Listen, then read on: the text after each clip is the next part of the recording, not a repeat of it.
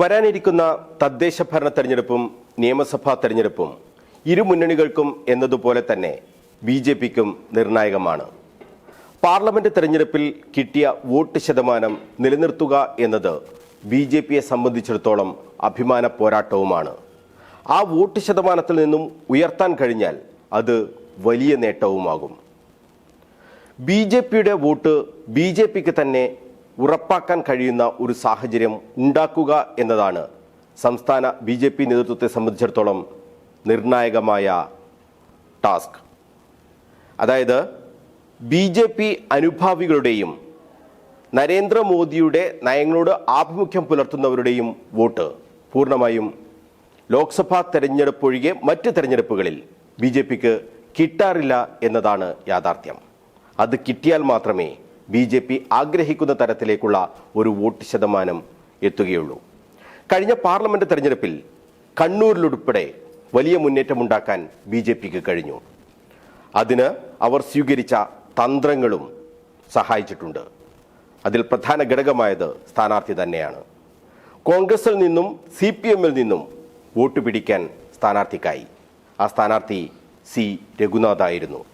കോൺഗ്രസിൽ പതിറ്റാണ്ടുകളോളം പ്രവർത്തിച്ച് ബി.ജെ.പിയിലെത്തി സ്ഥാനാർത്ഥിയായ C Raghunath. C Raghunath ഇന്ന് ബി.ജെ.പിയുടെ ദേശീയ സമിതി അംഗം കൂടിയാണ്. വലിയ ചുമതലകളാണ് പാർട്ടി അദ്ദേഹത്തെ ഏൽപ്പിച്ചത്. ഒരു വർഷം കഴിഞ്ഞിരിക്കുന്നു സി രഘുനാഥ് ബി.ജെ.പിയിലെത്തിയിട്ട്. കണ്ണൂർ വിഷൻ BMH ക്വസ്റ്റ്യൻ അവറിൽ ഇന്ന് നമ്മളോടൊപ്പം അതിഥിയായി ചേരുന്നത് സി രഘുനാഥാണ്. എന്താണ് ബി.ജെ.പി ആവിഷ്കരിച്ച തന്ത്രങ്ങൾ? വരുന്ന തെരഞ്ഞെടുപ്പിനെ പാർട്ടി എങ്ങനെയാണ് നേരിടാൻ പോകുന്നത്? ഈ കാര്യങ്ങളാണ് BMH കണ്ണൂർ വിഷൻ ക്വസ്റ്റ്യൻ അവർ പരിശോധിക്കുന്നത്.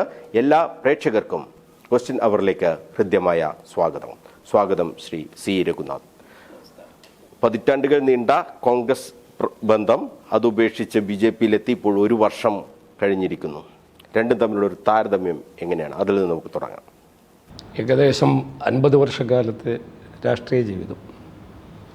ഇതിൽ കഴിഞ്ഞ 2023 ഡിസംബർ 22 ഞാൻ ബി.ജെ.പിയിൽ എത്തിച്ചേർന്നത്. ഏകദേശം ഒരു വർഷവും 3 മാസവും ബി.ജെ.പിയിൽ പ്രവർത്തിക്കാൻ സാഹചര്യമുണ്ടായിട്ടുണ്ട്.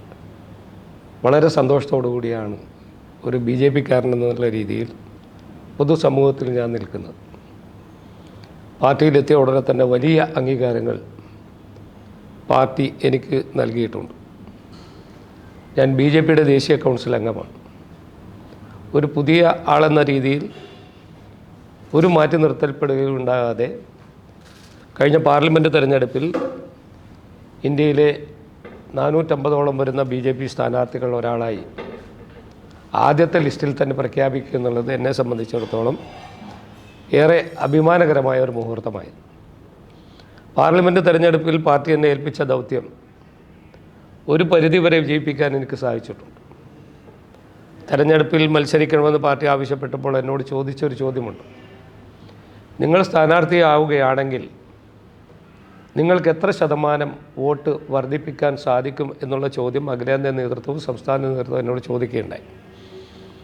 കഴിഞ്ഞ പാർലമെൻറ്റ് തെരഞ്ഞെടുപ്പിൽ ബി.ജെ.പി സ്ഥാനാർത്ഥിക്ക് 65,000 വോട്ടാണ് കഴിഞ്ഞ വർഷം ലഭിച്ചത്. കഴിഞ്ഞ 2019 തെരഞ്ഞെടുപ്പ്.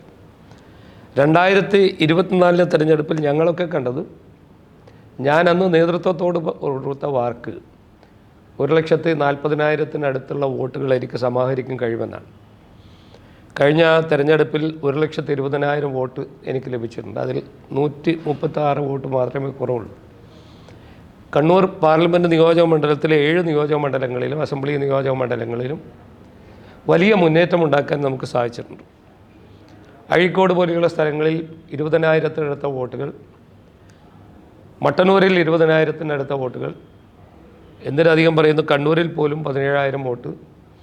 അങ്ങനെ കഴിഞ്ഞ പാർലമെൻറ്റ് തെരഞ്ഞെടുപ്പ് 2019 തെരഞ്ഞെടുപ്പിനെ അപേക്ഷിച്ച് 55,000 വോട്ടിൻ്റെ അധിക വോട്ടുകൾ നേടാൻ എനിക്ക് സാധിച്ചിട്ടുണ്ട്. Almost double. നിങ്ങൾക്കറിയാം, കേരളത്തിൽ 15% നിന്ന് ബി.ജെ.പിയുടെ വോട്ട് ശതമാനം 20%-ലേക്ക് എത്തിയിരിക്കും. ഇന്ന് സംസ്ഥാനത്തിലെ കഴിഞ്ഞ പാർലമെൻറ്റ് തെരഞ്ഞെടുപ്പിൻ്റെ കണക്ക് പരിശോധിക്കുകയാണെങ്കിൽ ഏകദേശം 6 മണ്ഡലങ്ങളിൽ 1-ാം സ്ഥാനത്ത് BJP ഉണ്ട്. 11 മണ്ഡലങ്ങളിൽ BJP 2-ാം സ്ഥാനത്ത് എത്താൻ സാധിച്ചിട്ടുണ്ട്. ഏകദേശം 30ഓളം മണ്ഡലങ്ങളിൽ 25,000-ന് മേലെ വോട്ട് നേടുന്നൊരു സാഹചര്യം BJPക്ക് കേരളത്തിൽ നേടാൻ സാധിച്ചിട്ടുണ്ട്.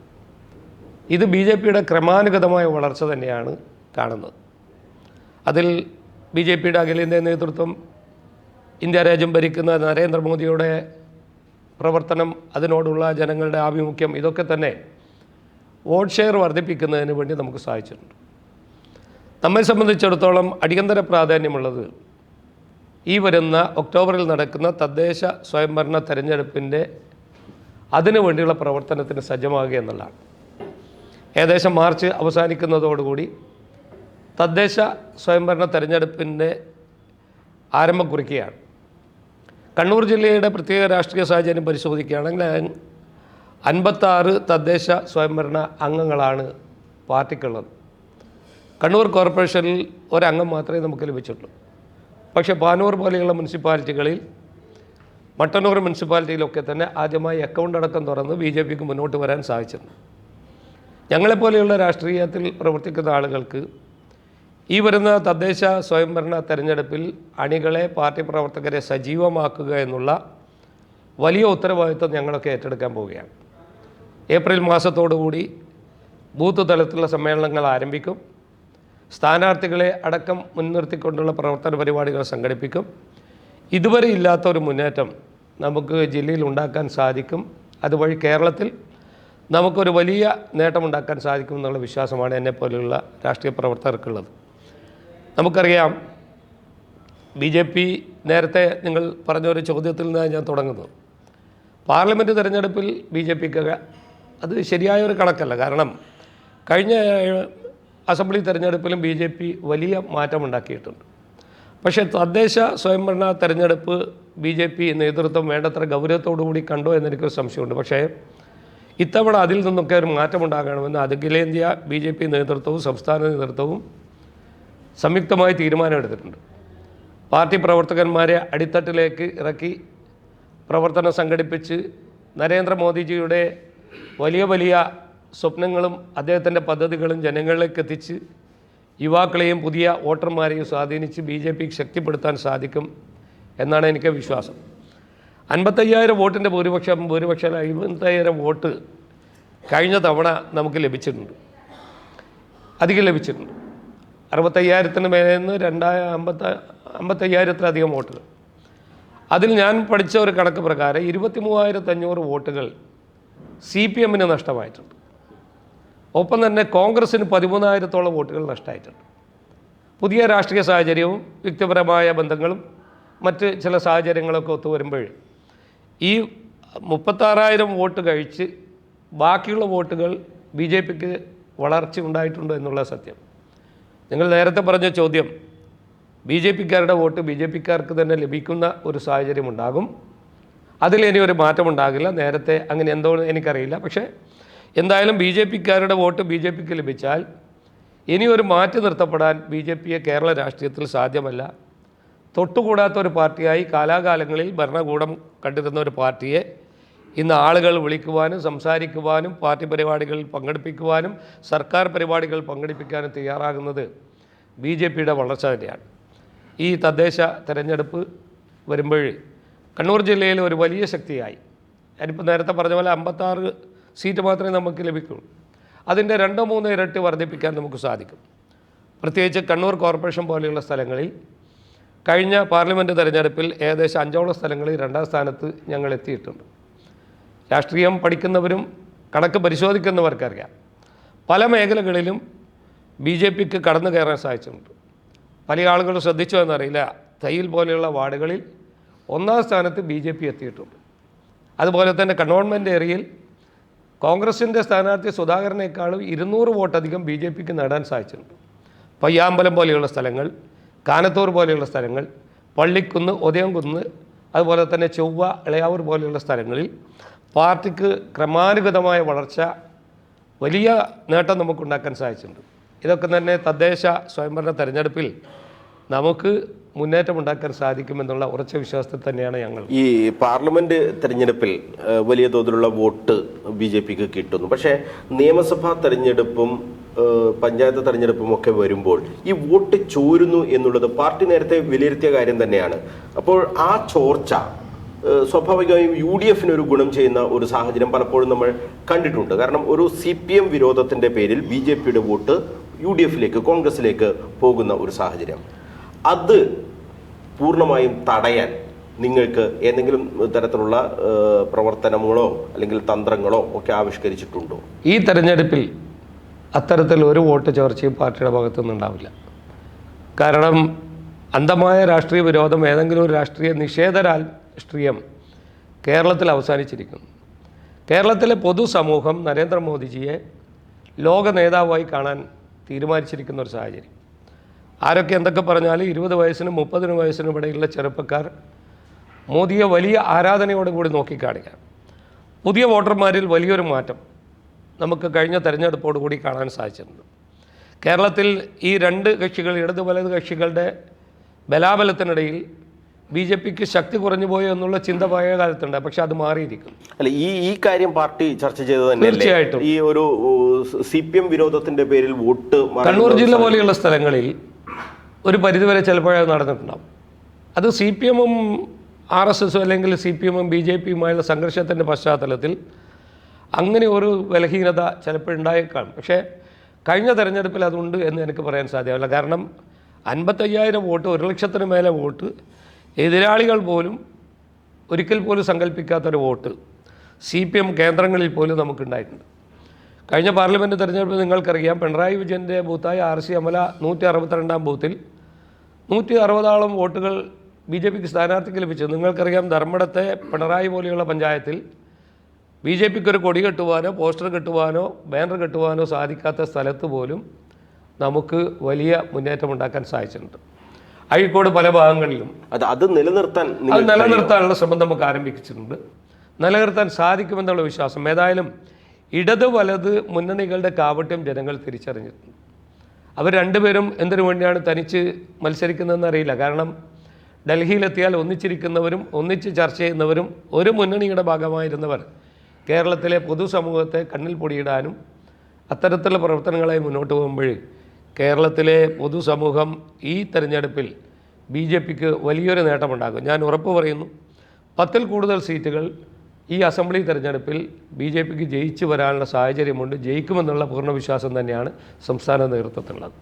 ഈ വോട്ട് നിലനിർത്തുക എന്നതിനപ്പുറം കൂടുതൽ വോട്ടുകൾ സമാഹരിക്കുക എന്നതൊക്കെയാണ്.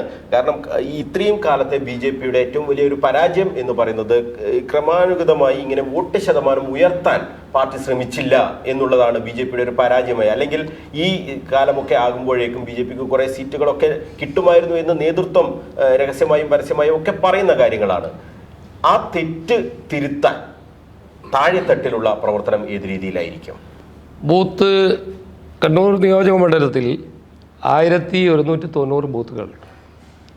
ബൂത്ത് പ്രവർത്തനം സജീവമാക്കിയാൽ തന്നെ നരേന്ദ്രമോദിജിയുടെ ഒരു ആഹ്വാനമുണ്ട്, നിങ്ങളുടെ ബൂത്തിൽ വിജയിക്കുക. ഓരോ പ്രവർത്തകൻ്റെയും ബൂത്തിൽ വിജയിച്ചാൽ ഇന്ത്യയിൽ BJP വിജയിച്ചു. അവനവൻ്റെ ബൂത്തിൽ നമുക്ക് ശക്തമായ സാന്നിധ്യമുണ്ടാക്കാൻ ബൂത്തിലെ പൊതുജനങ്ങളുടെ വിഷയങ്ങളിൽ, ബഹുജനങ്ങളുടെ വിഷയങ്ങളിൽ സജീവമായി ഇടപെട്ടാൽ ബൂത്തിൽ ഇരിക്കാനും ആളെ കിട്ടും, ബൂത്തിൽ വോട്ട് വർദ്ധിക്കുകയും ചെയ്യും. ഞാൻ നിൽക്കുന്ന ചെമ്പിലോട് പഞ്ചായത്താണ്. എൻ്റെ വീട് ചെമ്പിലോട് പഞ്ചായത്ത്. ഞാൻ ഇവിടുത്തെ വോട്ടറാണെങ്കിൽ ചെമ്പിലോട് പഞ്ചായത്ത് അത്യാവശ്യം താമസിക്കുക. എൻ്റെ പഞ്ചായത്തിലെ മുഴുവൻ ബൂത്തുകളിലും 30ഉം 22 വോട്ടുണ്ടായിരുന്ന സ്ഥലങ്ങളിലൊക്കെ 200-ന് മേലെ വോട്ടുകൾ ഇത്തവണ BJPക്ക് ലഭിച്ചിട്ടുണ്ട്. അതൊരു വലിയ മാറ്റമാണ്. ഇത്രയൊക്കെ രാഷ്ട്രീയപരമായി BJP എതിർക്കാൻ എല്ലാ വർഗീയ ശക്തികളുമായി കൂട്ടുപിടിച്ചുകൊണ്ട് CPMഉം കോൺഗ്രസും പോയപ്പോഴും ജനങ്ങൾ നരേന്ദ്രമോദിജിയെ ശക്തിപ്പെടുത്തുവാനും അദ്ദേഹത്തിൻ്റെ കരങ്ങളെ ശക്തിപ്പെടുത്തുവാനും അതുവഴി അദ്ദേഹം നിർത്തിയ സ്ഥാനാർത്ഥി എന്നുള്ള രീതിയിൽ BJP സ്ഥാനാർത്ഥികളെ വിജയിപ്പിക്കുവാനോ അല്ലെങ്കിൽ അവർക്ക് വേണ്ടി വോട്ട് ചെയ്യാനോ തയ്യാറായിട്ടുണ്ട്. പഴയ കാലത്തെ പോലെ BJPക്കാരനാണെന്ന് പറയാനുള്ളൊരു മടി പൊതുജനങ്ങളിൽ നിന്ന് ഇപ്പോഴില്ല. നേരിട്ട് തന്നെ പറയുന്നുണ്ട്, ഞാൻ BJPക്കാരനാണെന്ന് പറയുന്ന എത്രയോ സ്ഥലങ്ങളിൽ. ഞാനൊക്കെ വോട്ട് ചോദിക്കാൻ പോയപ്പോൾ എനിക്ക് ചില അത്ഭുതങ്ങൾ സംഭവിച്ചിട്ടുണ്ട്. ചില കടകളിലൊക്കെ കയറിപ്പോയപ്പോൾ സ്ത്രീകൾ മുന്നോട്ട് വന്ന്, ഞങ്ങൾ നിങ്ങൾക്ക് വോട്ട് ചെയ്യുമെന്ന് പരസ്യമായി നിങ്ങൾ പറയണം ഇത് ചാനലിൽ പറയണമെന്ന് പറഞ്ഞ സ്ത്രീകളുണ്ട്. പണ്ടൊക്കെ അങ്ങനെ ഉണ്ടാവില്ല. ബി ജെ പിക്കാർക്ക് രഹസ്യമായി വോട്ട് ചെയ്യും. പക്ഷേ വോട്ട് ചോർച്ച എന്നുള്ളത് ബി ജെ പിയുടെ ഭാഗത്തു നിന്ന് ഇനി ഉണ്ടാവില്ല. അന്ധമായ കമ്മ്യൂണിസ്റ്റ് വിരോധത്തിൻ്റെ പേരിൽ ആരെങ്കിലും കോൺഗ്രസ്സുകാർക്കിനി വോട്ട് ചെയ്യില്ല. കാരണം ഇന്ത്യയിൽ മാറ്റി നിർത്തപ്പെടേണ്ട ഒരു പ്രസ്ഥാനം കോൺഗ്രസ് തന്നെയാണ്. കാലാകാലങ്ങളിൽ ഇന്ത്യയിൽ അവർ നടപ്പാക്കിക്കൊണ്ടിരിക്കുന്ന നയപരിപാടികൾ, അപ്പീസ്മെൻറ്റ്, അവരുടെ എന്താ പറയുക, പ്രീണന രാഷ്ട്രീയം, ഈ പ്രീണന രാഷ്ട്രീയം കേരളത്തിലെ പൊതുസമൂഹവും തിരിച്ചറിഞ്ഞിട്ടുണ്ട്. അതുകൊണ്ട് തന്നെ പ്രീണന രാഷ്ട്രീയത്തിനെതിരെ കേരളത്തിലെ പൊതുസമൂഹം ഉണർന്ന് ഇത്തവണ അസംബ്ലി തെരഞ്ഞെടുപ്പിലും തദ്ദേശ തെരഞ്ഞെടുപ്പിലും ശക്തമായി വേരോട്ടമുണ്ടാക്കി വിജയിപ്പിക്കാൻ നമുക്ക് സാധിക്കും എന്നാണ് എൻ്റെ വിശ്വാസം. ഈ CPM-ഉം BJP-യും തമ്മിലുള്ള ഈ സംഘർഷത്തിന്റെ ഒരു ഗുണഭോക്താവ് എപ്പോഴും കോൺഗ്രസ് തന്നെ. തീർച്ചയായിട്ടും ആ രാഷ്ട്രീയം നിങ്ങൾക്ക് ശരിക്കും അറിയാം. അതുകൊണ്ട് തന്നെയാണ് ഞാൻ പറഞ്ഞത്. കാരണം ശരിക്കും ബിജെപിയുടെ വോട്ടുകൾ അത് അനുഭാവി വൃന്ദത്തിൻ്റെ ഒരു വോട്ടുകൾ. കാരണം പലപ്പോഴും ബി ജെ പിയിലേക്ക് പണ്ട് കാലത്ത് ആളുകൾ പോയത്, കോൺഗ്രസ്സുകാരൊക്കെ പണ്ട് കാലത്ത് ബി ജെ പിയിലേക്ക് പോയത്, CPM-കാരൻ കോൺഗ്രസ്സുകാരൻ അടിച്ചാൽ പ്രതികരിക്കാൻ കഴിയുന്നില്ല എന്ന് കണ്ടപ്പോൾ അക്കാലത്ത് CPM-നോട് പിടിച്ചു നിൽക്കാനോ അടിച്ചു നിൽക്കാനോ കഴിയുന്ന ഒരു പാർട്ടി എന്നുള്ള കുറേ ആളുകൾ CPM-ൽ നിന്ന് കോൺഗ്രസ്സിൽ നിന്നൊക്കെ വിട്ടുപോയവർ BJP-യുടെ അനുഭാവം പ്രകടിപ്പിച്ചിട്ടുണ്ട്. അവർക്കൊക്കെ ഉള്ളിൻ്റെ ഉള്ളിൽ ചിലപ്പോൾ ഇത് കാണാമായിരിക്കും. പക്ഷേ കഴിഞ്ഞ തെരഞ്ഞെടുപ്പോടുകൂടി അതിലൊരു മാറ്റമുണ്ടായിട്ടുണ്ട്. 920 ബൂത്തുകളിൽ ബൂത്ത് ഏജൻറ്റുമാരെ നിർത്താൻ നമുക്ക് സാധിച്ചിട്ടുണ്ട്. അതൊരു പുതിയ സംഭവമാണ്. 1198 ബൂത്തുകളിൽ 920 ബൂത്തുകളിൽ പാർട്ടിക്ക് ബൂത്ത് ഏജൻറ്റുകളെ ഇരുത്തുവാനും പ്രവർത്തനം സംഘടിപ്പിക്കാൻ സാധിച്ചിട്ടുണ്ട്. അത് ചിലപ്പോൾ കോൺഗ്രസിനോ CPM-നോ മാത്രം കഴിയുന്ന കാര്യമാണ്. CPM-ന് ഇരിക്കാൻ പറ്റാത്ത ബൂത്തുകളുണ്ട്, അതുപോലെ തന്നെ കോൺഗ്രസ്സിന് ഇരിക്കാൻ പറ്റും. പക്ഷേ അവിടെ പോലും 920 ബൂത്തുകളിൽ BJP-ക്ക് സ്ഥാനാർത്ഥിയുടെ ബൂത്ത് ഏജൻറ്റുമാരെ ഇരുത്താൻ സാധിച്ചിട്ടുണ്ട് കഴിഞ്ഞ തെരഞ്ഞെടുപ്പിൽ. അത് അസംബ്ലി തെരഞ്ഞെടുപ്പിലും നമുക്ക് ഗുണകരമാക്കി മാറ്റാൻ സാധിക്കും. അടിസ്ഥാനപരമായി എൻ്റെ ബൂത്ത് എൻ്റെ അഭിമാനം എന്നുള്ള രീതിയിൽ ബൂത്തിൽ പ്രവർത്തനം ആരംഭിച്ചാൽ, ബൂത്തിൽ വിജയിച്ചാൽ ഇന്ത്യയിൽ സാധിക്കുമെന്നുള്ള മുദ്രാവാക്യം തന്നെയാണ് ഞങ്ങളെല്ലാവരും നരേന്ദ്രമോദിജിയുടെ പദ്ധതികൾ ബഹുജനങ്ങളിലേക്ക് എത്തിക്കുക. ഇപ്പോൾ എല്ലാ ദിവസവും നിങ്ങൾ മണ്ഡലങ്ങളിൽ ഭാരത് റൈസിൻ്റെ വിതരണം കാണുന്നുണ്ട്. ഇവിടെ ഒരു പരിധി വരെ ഈ വില നിലവാരം പിടിച്ചു നിർത്താം. 34 രൂപയ്ക്ക് അരി കിട്ടുന്നു, 60 രൂപ അരികളുള്ള സമയത്ത്. അതൊക്കെ നരേന്ദ്രമോദിജിയുടെ പ്രോജക്റ്റിൻ്റെ ഭാഗമായിട്ടാണ്. അത് കൊടുക്കുമ്പോൾ ആൾ ചോദിക്കുന്നുണ്ട്. 70 വയസ്സ് കഴിഞ്ഞ മുഴുവൻ ആളുകൾക്കും LIC ഇൻഷുറൻസ് പരിരക്ഷ. അതൊക്കെ നമ്മുടെ സങ്കല്പത്തിനപ്പുറമുള്ള കാര്യങ്ങളാണ്. എല്ലാവർക്കും പെൻഷൻ, എല്ലാവർക്കും ഇൻഷുറൻസ് എന്നുള്ള, ഞാൻ നേരത്തെ പറഞ്ഞതുപോലെ ഞാൻ ഒരു ഇൻ്റർവ്യൂവിൽ നിങ്ങളോട് പറഞ്ഞിട്ടുണ്ട്, കേരളത്തിലെയും ഇന്ത്യയിലെ ജനങ്ങൾ വെൽഫെയർ പൊളിറ്റിക്സിലേക്ക് മാറിക്കൊണ്ടിരിക്കുക. നിങ്ങൾ അന്ധമായ രാഷ്ട്രീയമല്ല. അവർക്ക് കിട്ടുന്ന സൗകര്യങ്ങൾ, അവർക്ക് കിട്ടുന്ന ആനുകൂല്യങ്ങളെക്കുറിച്ച് പഠിക്കാൻ ജനങ്ങൾ ബോധവാന്മാരായിട്ടുണ്ട്. അതുകൊണ്ട് തന്നെ BJP-ക്ക് അനുകൂലമായ ഒരു മാറ്റം കേരളത്തിൽ ഉണ്ടാകും. ഈ കഴിഞ്ഞ പാർലമെന്റ് തെരഞ്ഞെടുപ്പിൽ വലിയ മുന്നേറ്റം, ഈ നിയമസഭാ മണ്ഡലങ്ങളുടെ കണക്കെടുത്താലും വലിയ മുന്നേറ്റം ഉണ്ടാക്കാൻ BJP-ക്ക് കഴിഞ്ഞിട്ടുണ്ട്. പക്ഷേ BJP-ക്ക് ആ മുന്നേറ്റം ഉണ്ടാക്കുമ്പോഴും പാർലമെന്റ് തെരഞ്ഞെടുപ്പിൽ UDF-നാണ് ഗുണം ചെയ്തത്. നിയമസഭാ തെരഞ്ഞെടുപ്പുകളിലേക്ക് വന്നാൽ BJP ഇത്രയും വലിയ ഒരു മുന്നേറ്റം നടത്തുന്ന ഒരു സാഹചര്യം ഉണ്ടായാൽ അത് ഏത് മുന്നണിക്കായിരിക്കും ക്ഷീണം സംഭവിക്കുക? രണ്ട് മുന്നണികളും കേരളത്തിലെ രാഷ്ട്രീയത്തിലെ നിർണായക ശക്തിയായി മാറും. ഒരു ടൈ വന്നാൽ നമ്മളായിരിക്കും മധ്യത്തിൽ തീരുമാനിക്കും. ഒരു 10 സീറ്റിനടുത്ത് ജയിച്ചു വന്നാൽ BJP തീരുമാനിക്കും കേരള രാഷ്ട്രീയം. ഈ തെരഞ്ഞെടുപ്പിൽ ഉറപ്പായും മധ്യ തിരുവിതാംകൂറിലെ ഒരുപാട് സീറ്റുകൾ, ഇപ്പോൾ തൃശ്ശൂരിലെ 7 സീറ്റിൽ 7 നമുക്ക് ഭൂരിപക്ഷമാണ്. അതുപോലെ തിരുവനന്തപുരം, ആറ്റിങ്ങൽ, ഇവിടെയൊക്കെ തന്നെ അനുകൂലമായി നമുക്ക് ഒരുപാട് മാറ്റം ഉണ്ടായിട്ടുണ്ട്. ജനസാമാന്യത്തിൻ്റെ ഇടയിൽ BJP-ക്ക് അനുകൂലമായ ഒരു തരംഗം തന്നെ ഉണ്ടായിട്ടുണ്ട്. അത് നിയമസഭാ തെരഞ്ഞെടുപ്പിലായിരിക്കും. കാരണം ഇരട്ട എഞ്ചിൻ സർക്കാർ, അതാണ് മോദിജി പറഞ്ഞത്, ഡബിൾ എഞ്ചിൻ സർക്കാർ. കേന്ദ്രവും സംസ്ഥാനവും ഒരേ പാർട്ടി ഭരിച്ചാലുണ്ടാകുന്ന അതിൻ്റെ ഗുണകം വ്യത്യാസമുണ്ട്. കേരളത്തിൽ നിങ്ങൾ പറയുക എത്രമാത്രം ഞങ്ങൾ പുറകോട്ടാണ്, ഞങ്ങളൊക്കെ അഭിമാനപൂർവ്വം കേരളത്തെ ഒരുപാട് കാര്യങ്ങൾ പറയുന്നുണ്ടെങ്കിലും പല കാര്യങ്ങളിൽ ഇന്നും കേരളം പുറകോട്ടാണ്. നമുക്ക് കേന്ദ്രത്തിൽ ഭരിക്കുന്ന ഒരു പാർട്ടിയുടെ ഭാഗമായി നിൽക്കുന്ന ഒരു സർക്കാർ കേരളത്തിലും വന്നാൽ അതിൻ്റെ ഗുണം നമുക്കുണ്ടാകും. അത് കേരളത്തിലെ ജനങ്ങൾ ആലോചിക്കുന്നുണ്ട്, പുതിയ തലമുറ ആലോചിക്കുന്നുണ്ട്. കോൺഗ്രസ്സുകാരും കമ്മ്യൂണിസ്റ്റുകാരും പറയും ഒന്നുമില്ല എന്ന് പറയും. പക്ഷേ 20% വോട്ട്, നിങ്ങളറിയാം പല സംസ്ഥാനങ്ങളിൽ 20% പാർട്ടികളാണ് അവിടെ ഭരിക്കുന്നത്. കേരളത്തിൽ 20% വോട്ടെന്ന് പറഞ്ഞാൽ ചെറിയൊരു സാധനമല്ല. ഞങ്ങൾക്കത് 20-25 മേലെ എത്തിയാൽ 10 സീറ്റ് കേരളത്തിൽ ജയിച്ചു വരാനുള്ള സാഹചര്യം ഇന്നത്തെ സാഹചര്യത്തിൽ നമുക്കുണ്ട്. ഒറ്റക്കെട്ടായി പാർട്ടി പ്രവർത്തകന്മാരും പൊതുജനങ്ങളുടെ വിശ്വാസം ആർജിച്ച് മുന്നോട്ട് പോയാൽ BJP വിജയിച്ചു വരും. ഉറപ്പായി നമുക്ക് വിജയിക്കാനുള്ള സാഹചര്യം കേരളത്തിൽ അത്തരം ഒരു സാഹചര്യം ഉണ്ടാകുന്നത് UDF ഒരു തിരിച്ചടി ഉണ്ടാകാൻ സാധ്യതയുണ്ടോ? UDF വലിയ തിരിച്ചടി ഉണ്ടാവും. UDF നിങ്ങൾ ഉദ്ദേശിക്കുന്ന ഒന്നല്ല. UDF നിങ്ങൾ തെരഞ്ഞെടുപ്പ് വരട്ടെ, പൊട്ടിത്തെറികൾ നിങ്ങൾക്ക് പലതും കാണാം. തദ്ദേശ തെരഞ്ഞെടുപ്പ് വരട്ടെ, കോർപ്പറേഷൻ തെരഞ്ഞെടുപ്പ് വരട്ടെ, പല ആളുകളും എവിടെ ഉണ്ടാകുമെന്ന് ഞങ്ങൾക്ക് അറിയാം. BJPക്കാർക്ക് ഇങ്ങനെ ഒന്നും ബേജാറേണ്ട കാര്യമില്ല, നമുക്ക് നഷ്ടപ്പെടാനൊന്നും ഇല്ലാത്തവരാണ്. പക്ഷേ കോൺഗ്രസ്സുകാർക്ക് നിങ്ങളറിയാം, കോൺഗ്രസ്സുകാർ ഈ തെരഞ്ഞെടുപ്പിൽ ഇപ്പോൾ 100 സീറ്റിലൊക്കെ കിട്ടുമെന്ന് പറയുന്നുണ്ട്. നിങ്ങൾ ഒരു കാര്യം ഉറപ്പിച്ചോളൂ, BJPക്ക് അനുകൂലമായ സാഹചര്യമുണ്ടായാൽ കോൺഗ്രസ്സുകാരൻ എവിടെ ഉണ്ടാകുമെന്ന് തെരഞ്ഞെടുപ്പിൽ നിങ്ങൾക്ക് മനസ്സിലാവും. BJP മുന്നോട്ട് വരാൻ പോകുന്നു. ഈ ഉദ്ദേശിച്ച 100 സീറ്റിലൊന്നും അവരെത്തുന്നില്ല, അവർ പരാജയപ്പെടുന്നുള്ള വിശ്വാസക്കാരനാണ് ഞാൻ. ഇപ്പോഴും പറയുന്ന ആവേശമൊന്നും നിങ്ങൾ തെരഞ്ഞെടുപ്പിൽ ഉണ്ടാവില്ല. ഈ കാണുന്ന ഐക്യവും ഈ കാണുന്ന കെട്ടിപ്പിടുത്തമൊക്കെ ആ പാർട്ടിയിൽ വളരെ പെട്ടെന്ന് തന്നെ അസ്തമിക്കും. നമുക്കറിയാം, കോൺഗ്രസ് രാഷ്ട്രീയം നന്നായി അറിയുന്ന ഒരാൾ എന്നുള്ള രീതിയിൽ, പഴയകാല കോൺഗ്രസ്സുകാരൻ എന്നുള്ള രീതിയിൽ എനിക്കറിയാം അതിനകത്തുള്ള അടിയൊഴുക്കുകൾ ആരൊക്കെ എവിടെ ഉണ്ടാകുമെന്ന് നമുക്ക് കണ്ടു തന്നെ അറിയാം. അപ്പോൾ ഈ നിയമസഭാ തെരഞ്ഞെടുപ്പിന്റെ ആരവങ്ങളൊക്കെ വരുമ്പോൾ തദ്ദേശ ഭരണ തെരഞ്ഞെടുപ്പിലും വലിയ തിരിച്ചടി UDF ഉണ്ടാകുമെന്ന് തന്നെയാണോ വിലയിരുത്തൽ? ഇപ്പോഴേ UDF ധരിക്കുന്നത് അവർക്ക് ക്ലീൻ സ്വീപ്പ് ഉണ്ടാകുന്നു. തദ്ദേശ സ്വയംഭരണ തെരഞ്ഞെടുപ്പിൻ്റെ പാറ്റേൺ വേറെയാണ്. ഇവരെന്തൊക്കെ പറഞ്ഞാൽ, കാരണം കോൺഗ്രസ്സിനൊരു ബേസായിട്ട് ബൂത്ത് തല പ്രവർത്തനം ഇല്ലാത്തവരാണ്. അത് CPMൻ്റെ ബൂത്ത് തല പ്രവർത്തനങ്ങൾ, ആശാ വർക്കർമാർ, കുടുംബശ്രീ വർക്കർമാർ, ഇവരൊക്കെ തന്നെ മുന്നിൽ കൊണ്ടുവന്ന്, അതുപോലെ തന്നെ സഹകരണ സംഘടനയുടെ ജീവനക്കാർ പെൻഷൻ കൊടുത്ത്, അങ്ങനെ ജനങ്ങളുമായി നിരന്തരം ബന്ധപ്പെടുന്ന ഒരു പാർട്ടി എന്നുള്ള രീതിയിൽ തദ്ദേശ തെരഞ്ഞെടുപ്പിൽ CPMന് നേട്ടമുണ്ടാകാൻ സാധ്യതയുണ്ട്. പക്ഷേ ഇത്തവണ ഞങ്ങൾ കാണുന്നത് കേന്ദ്രാവിഷ്കൃത പദ്ധതികൾ ജനങ്ങളിലേക്ക് എത്തിച്ചാൽ CPMനകത്തുള്ള സാധാരണക്കാരായ ജനങ്ങളും BJPക്ക് അനുകൂലമായി വോട്ട് ചെയ്യുന്നൊരു സാഹചര്യമുണ്ട്. കണ്ണൂരിൽ ഇതുവരെ ഇല്ലാത്ത ഒരു മുന്നേറ്റം കണ്ണൂർ ജില്ലയിൽ നമുക്കുണ്ടാക്കാൻ സാധിക്കും. കണക്കുകളുടെ അടിസ്ഥാനത്തിൽ തന്നെ 56ഓളം കൗൺസിലർമാരുള്ള അല്ലെങ്കിൽ പഞ്ചായത്ത് മെമ്പർമാരുള്ള ഒരു പാർട്ടിക്ക് അതിൻ്റെ 4 or 5 ഇരട്ടി കൗൺസിലർമാർ അല്ലെങ്കിൽ പഞ്ചായത്ത് മെമ്പർമാർ കണ്ണൂർ ജില്ലയിൽ ഉണ്ടാകും. വോട്ടിൻ്റെ കണക്കിലെ അടിസ്ഥാനത്തിലാണ്. കണ്ണൂർ കോർപ്പറേഷന്റെ ഭരണം പോലും ആ രീതിയിൽ നോക്കുമ്പോൾ UDFന് അനുകൂലമാകും എന്ന് നമുക്ക് പറയാൻ കഴിയില്ലല്ലോ. കണ്ണൂർ കോർപ്പറേഷൻ ഞങ്ങൾ നിയന്ത്രിക്കും. അതെങ്ങനെയൊന്നും പറയണ്ട, ഞങ്ങൾക്കറിയാലോ, ഞങ്ങളൊക്കെ പറഞ്ഞ കാര്യങ്ങൾ നടപ്പാക്കാറുണ്ട്. കണ്ണൂർ കോർപ്പറേഷൻ്റെ ഒരു 10 സീറ്റ് ജയിച്ചു വരാനുള്ള സാഹചര്യം BJPക്കുണ്ട്. ഇപ്പോഴത്തെ ഏതെങ്കിലും സിറ്റിംഗ് കൗൺസിലർ BJPയുടെ സ്ഥാനാർത്ഥിയായി വരാൻ സാധ്യതയുണ്ടോ? അതും പ്രതീക്ഷിക്കാം നമുക്ക്.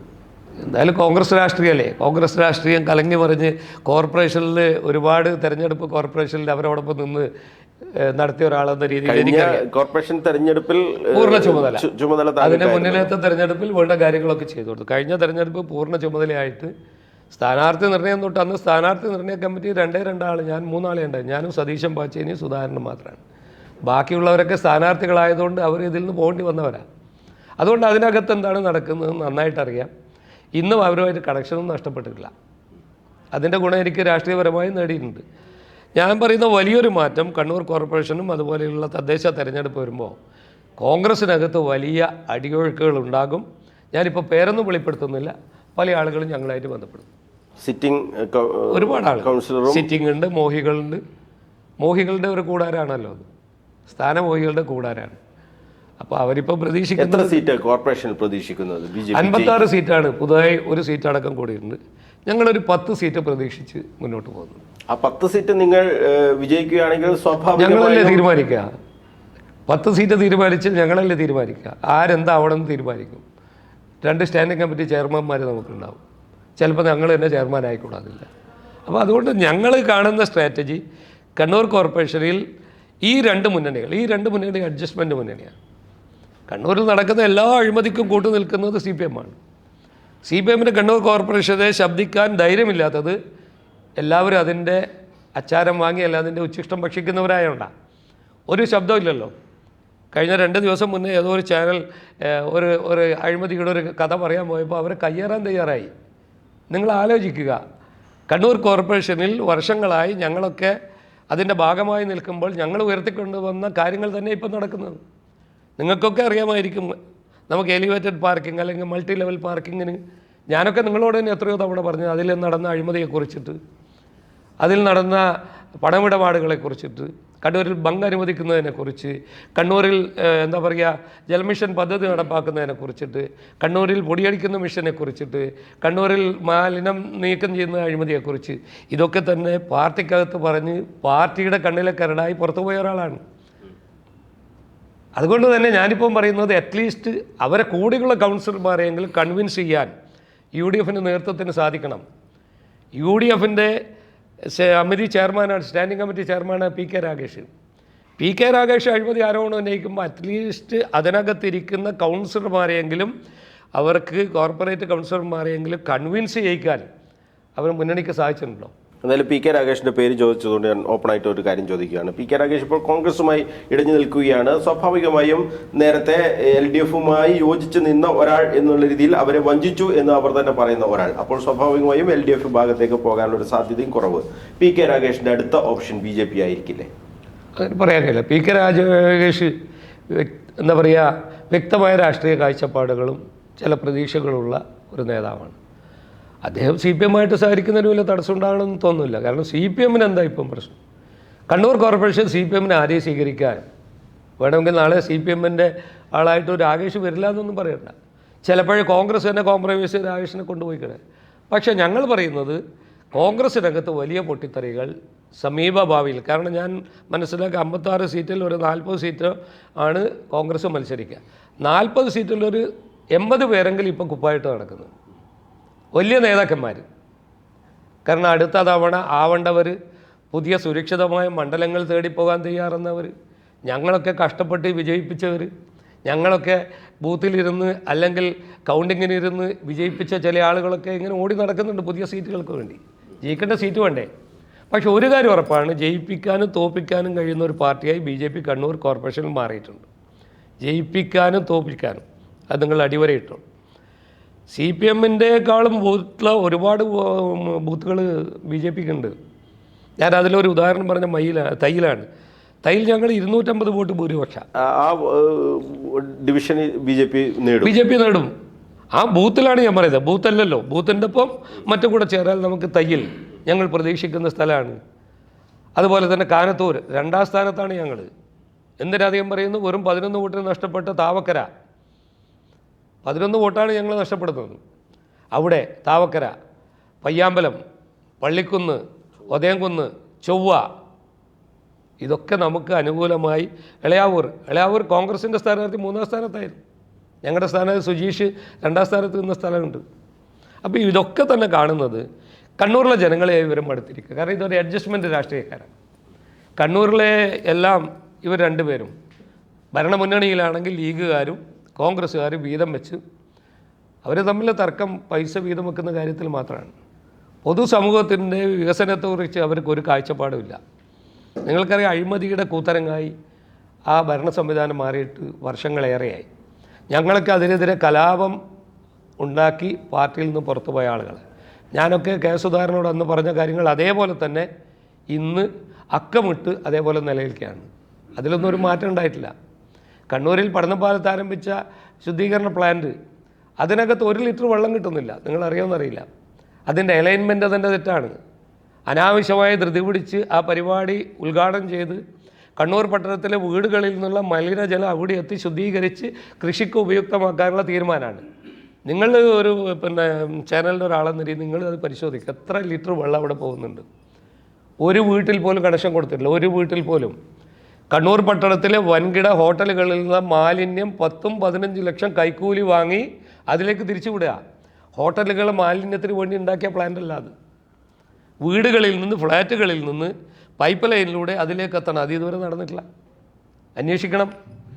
46 കോടിയുടെ പദ്ധതിയല്ലേ. 1 കോടി 12 കോടിയുടെ പാർക്കിങ് തുരുമ്പ് പിടിച്ച് നിങ്ങൾ പോകണം. ഞാൻ മിനിയാന്ന് വിഷ്വൽ കണ്ടു. തുരുമ്പ് പിടിച്ച് കിടക്കുക. എന്തിനു വേണ്ടി അതുണ്ടാക്കിയത്? ആദ്യം കിട്ടുന്ന ലെറ്റർ ഓഫ് ഇൻറ്റൻറ്റ് കൊടുക്കുമ്പോൾ അല്ലെങ്കിൽ നമ്മൾ BOQ പാസ്സാക്കി കൊടുക്കുക, ബിൽ ഓഫ് ക്വാണ്ടിറ്റി പാസ്സാക്കി അഗ്രിമെൻ്റ് ഉണ്ടാകുമ്പോൾ കിട്ടുന്ന കമ്മീഷന് വേണ്ടിയാണ് ഇത്തരത്തെ പദ്ധതികൾ കണ്ണൂരിൽ നടപ്പാക്കിയത്. ഇത് പൊതുസമൂഹം നോക്കിക്കാണുന്നുണ്ട്. കണ്ണൂരിലെ പൊതുസമൂഹം ഈ ഭരണ സംവിധാനത്തിന് കോർപ്പറേഷനുമെതിരാണ്. അവിടെ നിശങ്കരായി നിൽക്കുന്ന CPMനെ ജനങ്ങൾ തിരിച്ചറിയുന്നു. CPMും കോൺഗ്രസും തമ്മിൽ ഒരു അണ്ടർസ്റ്റാൻഡിങ് പോവുക, വീതം വെക്കുന്നുണ്ടാകും കിട്ടുന്ന കാശ്. അപ്പോൾ അതുകൊണ്ട് ഞാൻ പറഞ്ഞു വന്നത് കണ്ണൂരിലെ പൊതുസമൂഹം BJPയെ സ്വീകരിക്കാൻ തയ്യാറായിട്ടുണ്ട്. കണ്ണൂർ ജില്ലയിലും കോർപ്പറേഷനിലും പഞ്ചായത്തുകളിലും BJPക്ക് അനുകൂലമായി ഒരു വലിയ അടിയൊഴുക്കുകൾ നടക്കുന്നുണ്ട്.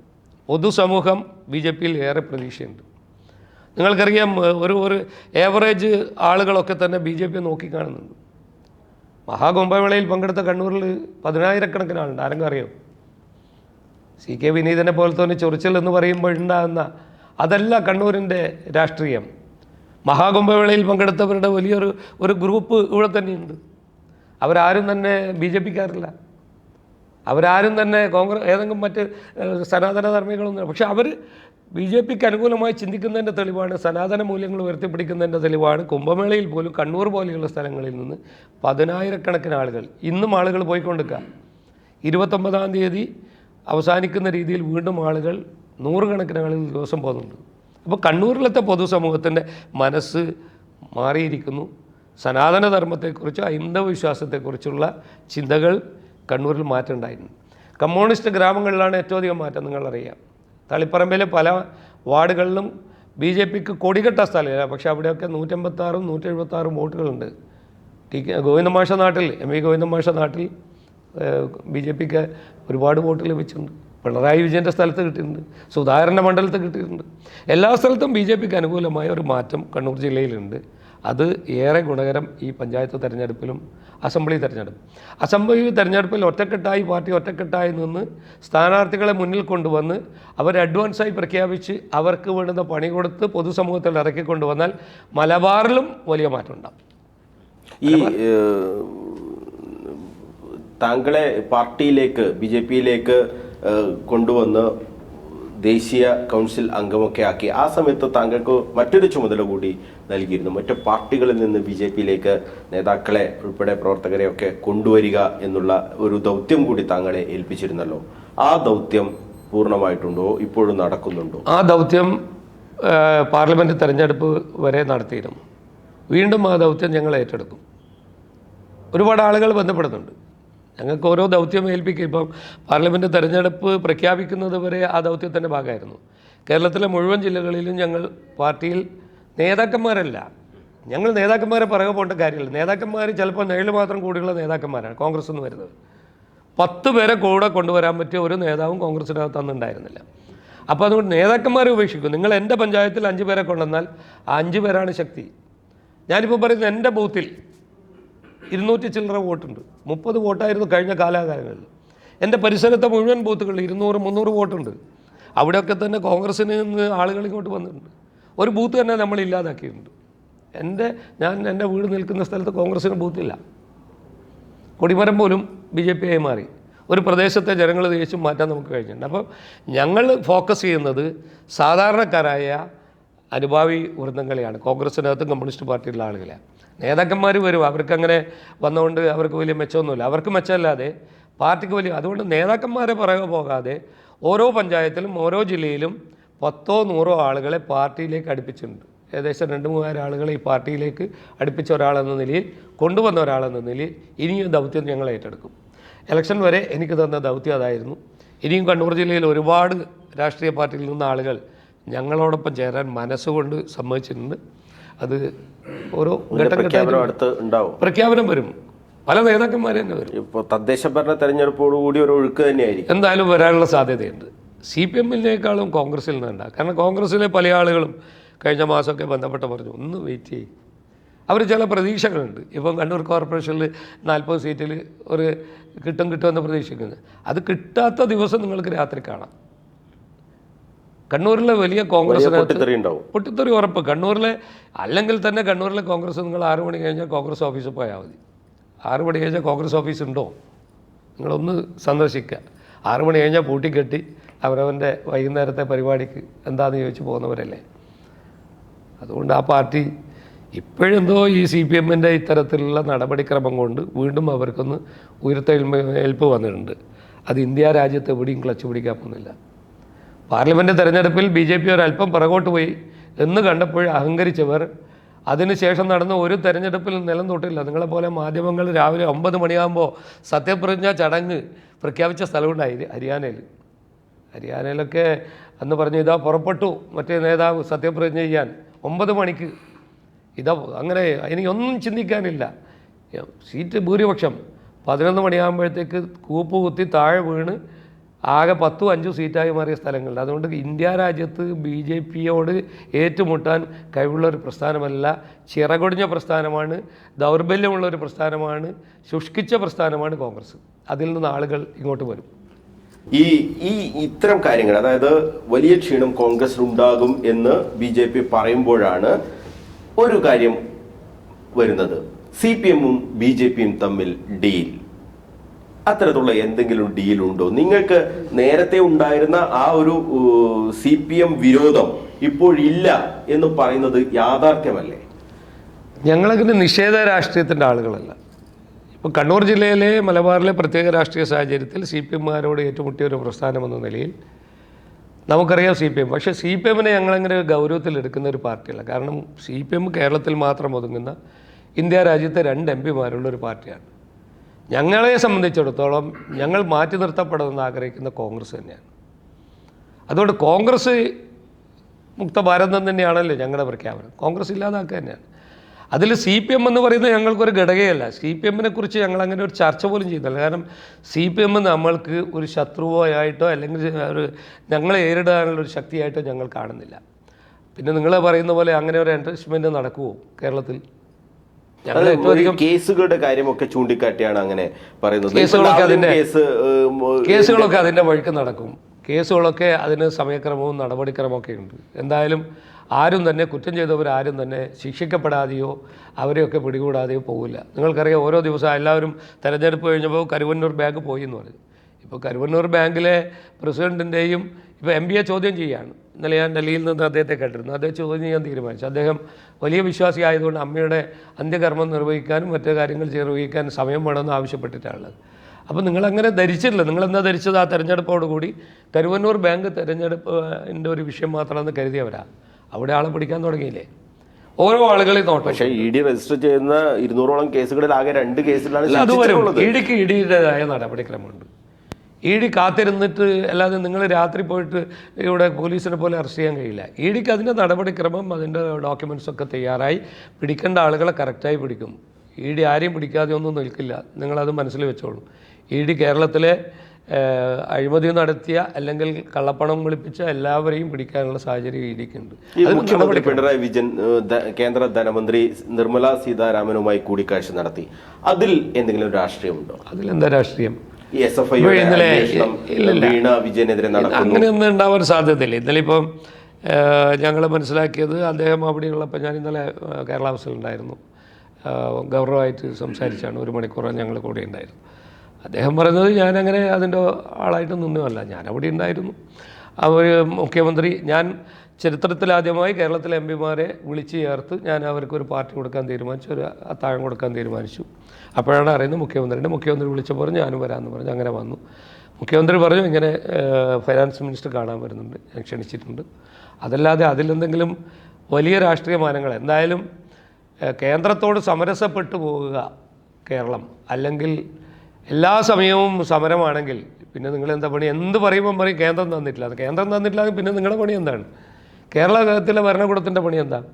അതുകൊണ്ട് കേന്ദ്രവുമായി സമരസത്ത് പോകാൻ ആര് തയ്യാറായാലും, കേന്ദ്രം അങ്ങനെ നിഷേധാത്മക നയമോ ഞങ്ങളെ ചിറ്റമ നയമൊന്നുമല്ല, നിങ്ങൾ രണ്ടാമത്തെ വെളിയിലെ മക്കളൊന്നുമല്ല. അതുകൊണ്ട് ഞങ്ങൾ കേരളത്തെ സഹായിക്കും. കേരളത്തെ സഹായിക്കാൻ കേരളവും തിരിച്ച് നല്ലൊരു സമീപനം ഉണ്ടാകണം. ഇന്നും ശത്രുപക്ഷത്ത് നിർത്തി കേന്ദ്ര ഗവൺമെൻറ് കൊണ്ടുപോയാൽ കേന്ദ്ര ഗവൺമെൻറ് ചെയ്യാൻ പറ്റില്ല. BJPയെ സഹായിക്കുന്ന ഒരു സമീപനം CPM-ന്റെ ഭാഗത്ത് നിന്നും ഉണ്ടാകും. BJPയെ സഹായിക്കുക എന്നുള്ള ഒരു ഫെഡറൽ സംവിധാനത്തിൽ സ്റ്റേറ്റും സെൻട്രലുമായിട്ട് നല്ല ബന്ധമുണ്ടാകണം. അതുകൊണ്ടാണ് നരേന്ദ്രമോദിജി പറഞ്ഞത് ഇരട്ട എഞ്ചിൻ സർക്കാർ. അതാണ് ഞങ്ങളുടെ മുദ്രാവാക്യം. ഞങ്ങൾ കേന്ദ്രത്തിലും BJP ഭരിക്കണം, കേരളത്തിലും BJPക്ക് അനുകൂലമായ ഭരണം ഉണ്ടാകണം. എന്നാൽ മാത്രമേ രാജ്യത്ത് പുരോഗതി ഉണ്ടാവും. എന്നും പാർലമെൻറ്റിനകത്ത് എഴുന്നേറ്റ് നിൽക്കുന്ന മോദിയെ തെറി പറയാനും ബോയ്ക്കോട്ട് നടത്താനുമുള്ള ഒരു MP-മാരാണ് കേരളത്തിൽ നിന്ന് പോകുന്നത്. അവർ കേരളത്തിൻ്റെ ഒരു വിഷയത്തെക്കുറിച്ച് അവിടെ സംസാരിക്കാറ്. താങ്കൾ ഗവർണറുമായി കൂടിക്കാഴ്ച സംസാരിച്ച കാര്യങ്ങളൊക്കെ പറഞ്ഞു. മുന്നത്തെ ഗവർണർ ആരിഫ് മുഹമ്മദ് ഖാൻ സ്വീകരിച്ച ഒരു നിലപാട്, ആ നിലപാടിൽ നിന്നും തീർത്തും വ്യത്യസ്തമായ ഒരു നിലപാടാണ് ഇപ്പോഴത്തെ ഗവർണർ. രണ്ടുപേരും 2 നിലപാടുകളും ഏത് നിലപാടാണ് ശരി? രണ്ടും എനിക്ക് അങ്ങനെ കുറ്റം പറയാൻ സാധ്യമല്ല. കാരണം ആരിഫ് മുഹമ്മദ് ഖാന് അദ്ദേഹത്തിൻ്റെതായ ഭാഷ. ആരിഫ് മുഹമ്മദ് ഖാൻ ഒരു ഗവർണർ എന്നതിനപ്പുറം ഒരു BJPയുടെ ഒരു പ്രസിഡന്റ് പ്രവർത്തിക്കുന്ന രീതിയിൽ പ്രവർത്തിച്ചു. ആരിഫ് മുഹമ്മദ് ഖാനെ വേദനിപ്പിക്കുന്ന ഒരുപാട് സംഭവങ്ങൾ കേരള രാഷ്ട്രീയത്തിൽ ഉണ്ടായിരുന്നു. ഒരു മുഖ്യമന്ത്രി ഒരു ഭരണത്തലവനാണ്. ശരിക്കും നമ്മുടെ സംവിധാന പ്രകാരം മുഖ്യമന്ത്രിക്ക് മേലെ മന്ത്രിയാണ്. മറ്റേത് ശരിക്കും രാജാവ് അല്ലെങ്കിൽ ഏറ്റവും വലിയ പരമോന്നത പദവി നമ്പർ 1 അല്ലേ. അദ്ദേഹത്തിന് കാണിക്കേണ്ട മര്യാദകൾ അദ്ദേഹത്തിന് കൊടുത്തിട്ടില്ല എന്നുള്ള എല്ലാവർക്കും പൊതുസമൂഹത്തിന് അറിയാം. അതുകൊണ്ട് തന്നെയാണ് അദ്ദേഹം അത്തരത്തിലുള്ള പെരുമാറ്റം ഉണ്ടായത്. ആദ്യം തൊട്ട് തന്നെ ഒരാൾ വ്യത്യസ്ത രാഷ്ട്രീയ ശൈലിയാണ്. ഞാൻ എൻ്റെ ശൈലി വേറെയാണ്, ഇയാളുടെ ശൈലി വേറെയാണ്. ആർലേക്കർ വന്നത് മുതൽ ഇവർ തമ്മിൽ വലിയ അത് ഒരാളുടെ സമീപനങ്ങളുണ്ടല്ലോ. അതുകൊണ്ട് ആർലേക്കർ എന്തെങ്കിലും ഇവർക്ക് വേണ്ടി ഫേവർ ചെയ്യുമെന്ന് എനിക്ക് വിശ്വാസമില്ല. കാരണം ആർലേക്കർ ഹാർഡ് കോറാണ്. അയാളുടെ ഇന്നലെ ഇൻ്റർവ്യൂ ഉണ്ട്, ഞാൻ സ്വയം സേവകനാണെന്ന് പ്രഖ്യാപിച്ചുകൊണ്ട് തന്നെയാണ്. അതുകൊണ്ട് അദ്ദേഹം ഏതെങ്കിലും ഒരു കാര്യത്തിൽ, പക്ഷേ ഒരു ഫെഡറൽ സംവിധാനത്തിൽ ഭരണകൂടവുമായി ചേർന്ന് പോകാൻ രണ്ടുപേരും തയ്യാറാണ്. കേന്ദ്രം കേരളത്തെ സഹായിക്കണം, പക്ഷെ അത് വെച്ചിട്ട് എല്ലാ സമയവും പാർലമെൻറ്റിൽ പോയിട്ട് തെറി പറയാനും പ്രധാനമന്ത്രിയെ തെറി പറയാനും ഞാൻ ചോദിക്കാം, അവിടെ നിൽക്കുന്ന MP-മാർ ആരെങ്കിലും കേരളത്തിൻ്റെ വിഷയത്തെക്കുറിച്ച് സംസാരിക്കാറുണ്ട്? എപ്പോഴും ബോയ്ക്കോട്ട്. അതിൽ കോൺഗ്രസ്സുകാരൻ്റെ കൂടെ ഇറങ്ങിപ്പോവുക, CPM-കാരനും CPI-കാരനും ഒക്കെ അങ്ങ് ഇറങ്ങിപ്പോവാണ്. കേരളത്തിൻ്റെ വിഷയത്തെക്കുറിച്ച് പ്രധാനമന്ത്രി എന്തുകൊണ്ട് ഇവർക്ക് കണ്ടുകൂടാ? എന്തുകൊണ്ട് പിണറായി വിജയൻ പ്രധാനമന്ത്രിയെ കണ്ടുകൂടാ? പ്രധാനമന്ത്രിയെ പോയിട്ട് കാര്യങ്ങൾ ധരിപ്പിക്കുക, കോംപ്ലക്സ് പാടില്ലല്ലോ. എല്ലാ സമയം RSSൻ്റെ വാളിൻ്റെ നടുവിലൂടെ നടന്നൊക്കെ ചരിത്രം പറഞ്ഞിട്ട് ഇനി എത്ര കാലം ആളുകളെ പറ്റിക്കുക? നിങ്ങൾ കേരളത്തിൽ ഫെഡറൽ സംവിധാനത്തിൽ സംസ്ഥാനങ്ങൾക്ക് ആവശ്യമായ സംവിധാനം ചോദിച്ചു വാങ്ങാൻ കേന്ദ്രത്തെ സമീപിക്കുന്നതിൽ ഒരു തെറ്റില്ല. ചോദിക്കണം. സമരമല്ല അതിൻ്റെ മാർഗം. സമവായത്തിൻ്റെ ഭാഷയിൽ സംസാരിച്ചൂടെ? ഇപ്പം ഗവർണർ ചിലപ്പോൾ അതിൻ്റെ ഒരാളായിരിക്കും. അദ്ദേഹം ഒരു ശത്രുതാപരമായ നിലപാട്, ഒരാളുടെ ശൈലിയല്ലേ. ഇപ്പോൾ ആരിഫ് മുഹമ്മദ് ഖാൻ എങ്ങനെയാവണമെന്ന് ഇയാൾക്ക് തീരുമാനിക്കുക. രണ്ടുപേരും രണ്ട് വ്യത്യസ്ത ശൈലിയുടെ രാഷ്ട്രീയത്തിൻ്റെ ഉടമകളാണ്. അതുകൊണ്ട് അവർ രണ്ട് ഭാഗത്ത് വെക്കുമ്പോൾ രണ്ട് ശൈലികളുണ്ടാവും. ആരിഫ് മുഹമ്മദ് ഖാൻ തെറ്റാണെന്ന് എനിക്ക് പറയാൻ സാധിക്കണം. ആരിഫ് മുഹമ്മദ് ഖാൻ ഏറ്റവും അധികം വേദനിച്ചിട്ടാണ് അദ്ദേഹം ഇവിടുന്ന് പോയത്. ഒരു ഗവർണർ എന്നുള്ള രീതിയിൽ ഒരു പരിഗണനയും നൽകാതെ, ഒരു തരത്തിൽ അംഗീകാരം നൽകാതെ സദാസമയവും പിള്ളേരെ കൊണ്ട് DYFIയും SFI പിള്ളേരെ കൊണ്ട് കയ്യേറ്റം ചെയ്യുന്ന ഒരു സാഹചര്യം ഒരു ഗവർണർക്ക് കേരളത്തിലും ഇന്ത്യയിലും ഉണ്ടായിട്ടുണ്ടോ? അപ്പോൾ അതുകൊണ്ട് അദ്ദേഹത്തിൻ്റെ ശൈലി വ്യത്യസ്തമായിരിക്കും. പക്ഷേ എല്ലാ കാലത്തും അങ്ങനെ സമ്മർദ്ദവും എല്ലാ കാലത്തും ഒരു കോൺഫ്രണ്ടേഷൻ്റെ രാഷ്ട്രീയം കേരളത്തിലും നല്ലതല്ല, ഇന്ത്യയിലും നല്ലതല്ല. അത് മാറ്റം ഉണ്ടാവട്ടെ. ഇപ്പോൾ വലിയ രീതിയിലുള്ള ചർച്ചകൾ നടക്കുന്നതാണ് ഈ ആശാ വർക്കർമാരുമായി ബന്ധപ്പെട്ട സമരം. ഒരു കേന്ദ്ര സ്കീമാണ് ഈ ആശാ വർക്കർമാരുടെ. അത് സ്വാഭാവികമായും അതിൻ്റെ കാര്യങ്ങളൊക്കെ തീരുമാനിക്കാനുള്ള അധികാരം കേന്ദ്ര സർക്കാരിനാണ്. അത് മറച്ചു വെച്ചുകൊണ്ടല്ലേ ശരിക്കും ഇവിടെ ഒരു സമരം സംസ്ഥാന സർക്കാരിന് കഴിയും? കേരളീയൻ എന്നുള്ള രീതിയിൽ, ഒരു രാഷ്ട്രീയ പ്രവർത്തകൻ എന്ന രീതിയിൽ നമുക്ക് സംസ്ഥാന സർക്കാരുകൾക്ക് ചെയ്യാൻ പറ്റുമെന്നുള്ള ഏറ്റവും വലിയ ആന്ധ്രാപ്രദേശിൽ 10,000 രൂപയാണ് മാസത്തിൽ കൊടുക്കുന്നത്. പെൻഷൻ സ്കീമുണ്ട്. ഒരു ആശാ വർക്കർ പെൻഷൻ ആകുമ്പോൾ അവർ ആന്ധ്രാപ്രദേശിൽ അല്ല, സിക്കിമാണ് അങ്ങനെ 10,000 രൂപ. ഇല്ല, നിങ്ങൾ ആന്ധ്രയുടെ പരിശോധിച്ച് നോക്ക്. ആന്ധ്രയിലും നിയമം വന്ന ആന്ധ്രാപ്രദേശിൽ വന്നിട്ടുണ്ട്. ആന്ധ്രാപ്രദേശിൽ വന്ന് 10,000 രൂപ കൊടുക്കാൻ തീരുമാനിച്ചു. ഇപ്പോഴും കേരളം പറയുന്നത് കേരളമാണ് ഏറ്റവും കൂടുതൽ എന്ന്. അങ്ങനെയല്ലല്ലോ. ഇതൊന്നും വീണ പറയുന്നതല്ലല്ലോ. ഡോക്യുമെന്റ് ഇല്ലല്ലേ രാജ്യത്ത്? വീണാർ ജോർജല്ലല്ലോ ഇതിൻ്റെ അതോറിറ്റി. ഇവിടെ 232 രൂപയാണ് കൊടുക്കുന്നത്. അത് തന്നെ ചില കണ്ടീഷൻ്റെ അടിസ്ഥാനത്തിൽ, ചില കണ്ടീഷൻ, ഒരു ദിവസം വരാതിരുന്നാൽ, ഇത്ര മണിക്കൂർ പോവാതിരുന്നാൽ 15 രൂപയാണ്. ചില എഡീഷണൽ വർക്ക് ചെയ്താൽ. ഒരു ആശാ വർക്കർ രാവിലെ മുതൽ രാത്രി വരെ വർക്ക് ചെയ്യാണ്. അവരാണ് ഇപ്പോൾ പോലീസിൻ്റെ ചില പണികളും കൂടെ, വിദേശത്തുള്ള ആളുകളുടെ ഡീറ്റെയിൽസ് എടുക്കുക, പോലീസിനെ സഹായിക്കുക, ആരോഗ്യ പ്രവർത്തകന്മാരായി പോവുക, വീടുകളിൽ പോവുക, അവരെ കണക്കെടുക്കുക, എല്ലാം ചെയ്യുന്ന ആശാ വർക്കർമാരാണ്. 232 രൂപ എന്തിനു മതി? ഇത് സംസ്ഥാന സർക്കാരിനൊപ്പം കേന്ദ്രത്തിന് കൂടി ഒരു കേന്ദ്രത്തിന് പങ്കുണ്ട്. കേന്ദ്രം ഇപ്പോഴും പറഞ്ഞു, നിർമ്മലാ സീതാരാമൻ കഴിഞ്ഞ തവണ പറഞ്ഞത് ഞങ്ങൾ സഹായിക്കാൻ തയ്യാറാണ്. നിങ്ങൾ അതിൻ്റെ പ്രപ്പോസൽ തരിക മാത്രമല്ല, നിങ്ങളതിന് കണക്കും തരണം. കേന്ദ്രത്തിൽ നിന്ന് കേരളത്തിൽ ലഭിക്കുന്ന ഫണ്ടുകളുടെ വിനിയോഗത്തെ കേരളം കണക്ക് തന്നില്ല. മറ്റ് സംസ്ഥാനം, BJP ഭരിക്കുന്ന സംസ്ഥാനങ്ങളിലെ ആശാ വർക്കർമാരുടെ സ്ഥിതി എങ്ങനെയാണ്? അതൊക്കെ അവരല്ലേ പറയേണ്ടത്. ഇവിടെയുള്ളവർ അതിനെ അനുസരിച്ച് കാര്യങ്ങൾ ചെയ്യുന്നുണ്ടാവും. ഇപ്പം BJP ഭരിക്കുന്ന BJPയുടെ ഘടകകക്ഷി എന്നുള്ള രീതിയിൽ തന്നെ ആന്ധ്ര ഭരിക്കുന്നത്. ആന്ധ്ര എന്തുകൊണ്ട് നിങ്ങൾ കാണുന്നില്ല? സിക്കിം എന്തുകൊണ്ട് കാണുന്നില്ല? അവിടെയൊക്കെ ഞാൻ പറയാം, അവിടേക്ക് ജീവിത നിലവാരവും ഇന്നും ബംഗാളിലത്തെ കൂലി എത്രയാ?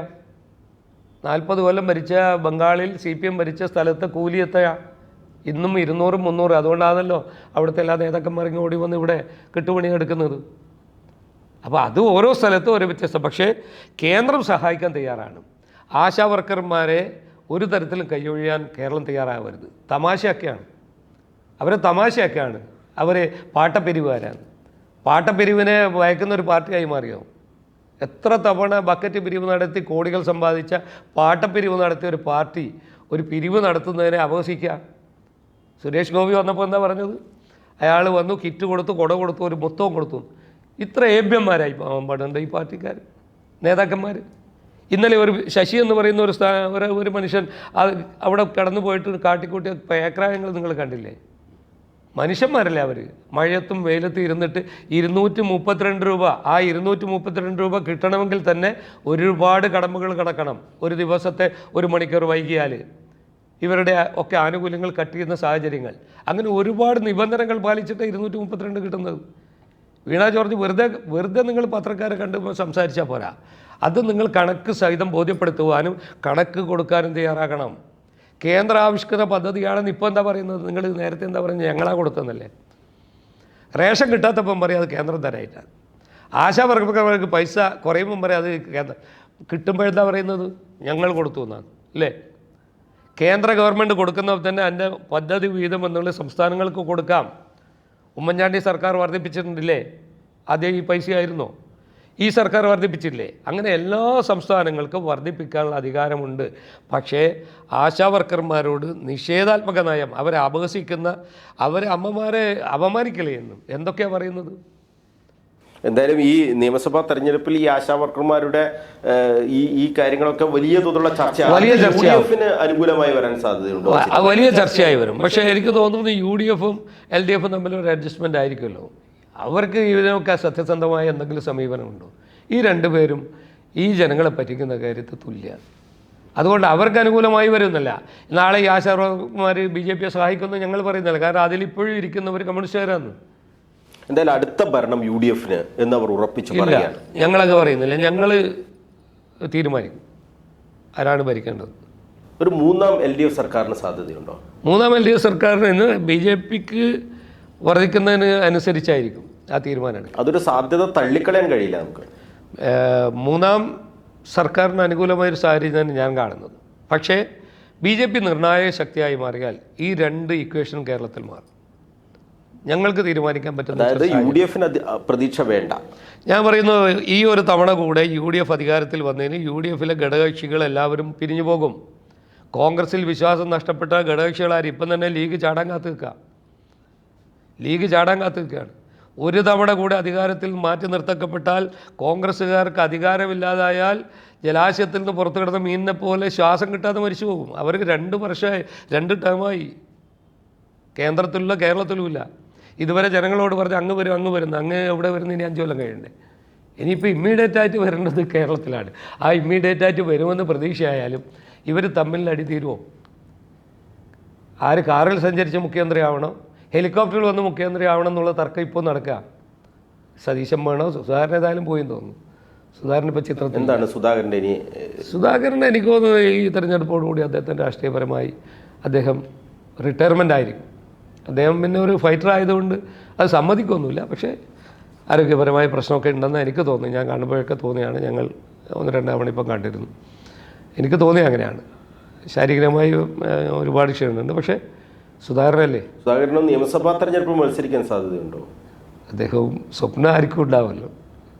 വയസ്സെത്രയായാലും ഇപ്പം അതേ വയസ്സുള്ള കടന്നപ്പള്ളി വീണ്ടും മത്സരിക്കുമെന്ന് പറയുന്നത് കേട്ട് കേരള ഘട്ടത്തിൽ അങ്ങനെയൊക്കെ കേരളത്തിലെ പൊതുസമൂഹത്തിന് വരുന്ന എന്താ പറയേണ്ട ചില കൈപ്പിഴയല്ലേ അതൊക്കെ.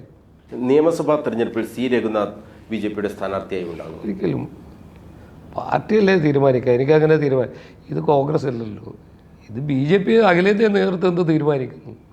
നാളെ ബൂത്തിൽ പഞ്ചായത്തിൽ മത്സരിക്കണമെന്ന് പാർട്ടി പറഞ്ഞാൽ മത്സരിക്കും. അത് പാർട്ടിയാണ് തീരുമാനിക്കുക. അത് പാർട്ടിയല്ലേ. പാർട്ടി വളരെ സംവിധാനമുള്ള, കേഡർ സംവിധാനമുള്ള ഒരു പാർട്ടിയാണ്. പാർട്ടി തീരുമാനിക്കും ആരെന്ത് വേണം. എന്നോട് പറയുന്നത് നിങ്ങൾ ബൂത്ത് പോയിട്ട് പണിയെടുക്കുന്നവരെ ഞാൻ പണിയെടുക്കാൻ തയ്യാറാണ്. അതിലൊന്നും ഇത് പാർട്ടി കോൺഗ്രസ് അല്ല, പാർട്ടി വിത്ത് എ ഡിഫറൻസ്. ഈ ദേശീയ സമിതി, ദേശീയ കൗൺസിലൊക്കെ കേരള കാര്യം വലിയ തോതിലുള്ള ചർച്ച തന്നെയാണ്. കേരളം പിടിക്കുക എന്നത്, കേരളം ഇനി സൗത്ത് പിടിക്കുക എന്നുള്ളതാണ്. സൗത്തിൽ നമുക്കിപ്പോൾ 3 സംസ്ഥാനങ്ങൾ നഷ്ടമായിട്ടുണ്ട്. ഏകദേശം അടുത്ത് നമ്മൾ എത്തിയിട്ടുണ്ട്. സൗത്ത് പിടിക്കുക എന്നുള്ളതാണ് ഇനി അടുത്ത കേന്ദ്ര നേതൃത്വത്തിൻ്റെ അജണ്ടകളിൽ. അതിൽ കേരളമുണ്ട്.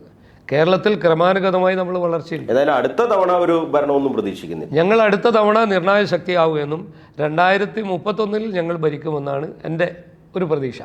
2026 BJP കേരളത്തിലെ ഒരു പ്രധാനപ്പെട്ട ശക്തിയായി മാറുകയും തിരഞ്ഞെടുപ്പിൽ തീരുമാനമെടുക്കാൻ, ഒരു മുന്നണി ആര് വേണമെന്ന് തീരുമാനമെടുക്കാൻ ശക്തിയുള്ള ഒരു പാർട്ടിയായി BJP മാറും. അങ്ങനെ ഒരു സാഹചര്യം വരണമെങ്കിൽ 3ാം LDF സർക്കാർ വരണം.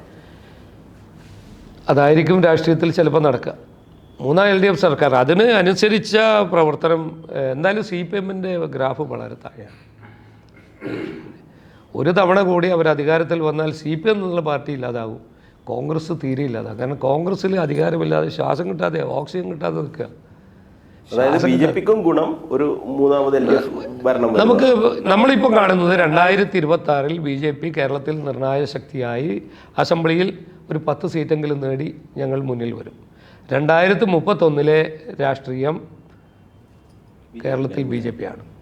കാരണം എല്ലാ ജനവിഭാഗങ്ങളും, മൈനോറിറ്റിയിൽ നിന്നടക്കം ആളുകൾ BJPക്ക് അനുകൂലമായി ചിന്തിക്കുന്നു. മധ്യ തിരുവിതാംകൂറിലെ ക്രിസ്ത്യൻ മൈനോറിറ്റി അടക്കം BJPക്ക് അനുകൂലമായി ചിന്തിക്കുക. വോട്ടിൻ്റെ പാറ്റേൺ എടുത്ത് നോക്കിയാൽ മതി. കണ്ണൂർ ജില്ലയിൽ വലിയ മാറ്റം ഉണ്ടാവും. കല്യാശ്ശേരി പോലെയുള്ള മണ്ഡലങ്ങളിൽ, ഞാൻ പറയുന്നു കണ്ണൂരിൽ ആദ്യം മാറ്റേണ്ട കല്യാശ്ശേരി മണ്ഡലം. നിങ്ങൾ എവിടെയെങ്കിലും കുറിച്ച് വെച്ചോളൂ. കല്യാശ്ശേരിയുടെ ഒരു പ്രത്യേക കാര്യം എന്ന് പറഞ്ഞാൽ, കല്യാശ്ശേരിയിൽ ഭൂരിപക്ഷ സമുദായത്തിന് 80% വോട്ടുള്ളൊരു സ്ഥലമാണ്. പഠിച്ചോ നിങ്ങളറിയില്ല. അവിടെ വലിയ മാറ്റം ഉണ്ടാവും. കണ്ണൂർ ജില്ലയിലെ രാഷ്ട്രീയം തീരുമാനിക്കുന്ന ന്യൂനപക്ഷ സമുദായമാണെങ്കിലും ചില മണ്ഡലങ്ങളിൽ ഭൂരിപക്ഷ സമുദായത്തിന് ഭൂരിപക്ഷമുള്ള സ്ഥലമുണ്ട്. ഇവരൊക്കെ കണ്ടിട്ടാണല്ലോ ഈ എന്താ പറയുക, ന്യൂനപക്ഷ പ്രീണനം CPMനും കോൺഗ്രസ്സിനും വലിയ അപകടം ഉണ്ടാക്കും. കോൺഗ്രസ്സിനകത്തെ സനാതനവാദികളും ഹൈന്ദവ വിശ്വാസികളും കോൺഗ്രസ്സിൽ നിന്ന് ഈ തെരഞ്ഞെടുപ്പോടുകൂടി ചോർന്നു പോകും. CPMലെ പുതുതലമുറ അമ്പലങ്ങളിൽ പോകുന്നു, ശബരിമലക്ക് പോകുന്നു, കെട്ടുനിറച്ച് പോകുന്നു, അങ്ങനെയൊക്കെയുള്ള ആളുകളില്ലേ. ഈ ആളുകളൊക്കെ തന്നെ ഒരു അനുകൂലമായ സാഹചര്യം BJPക്ക് അനുകൂലമായിട്ടുണ്ടാകും. പിന്നെ നരേന്ദ്രമോദിയുടെ ആരാധന പൊതുസമൂഹത്തിലും യുവജനങ്ങൾക്കും ചെറുപ്പക്കാർക്കും സ്ത്രീകൾക്കും ഉണ്ട്.